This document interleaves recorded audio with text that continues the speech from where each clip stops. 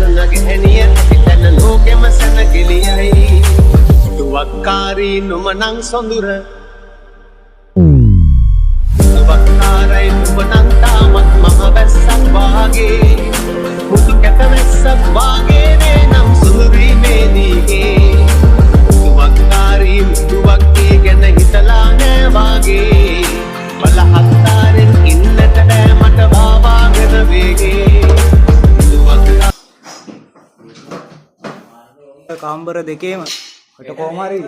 ඉවර කරගන්න ඕන පුළුවන් තරම ඉවර කරන්න පුළුවන් තරම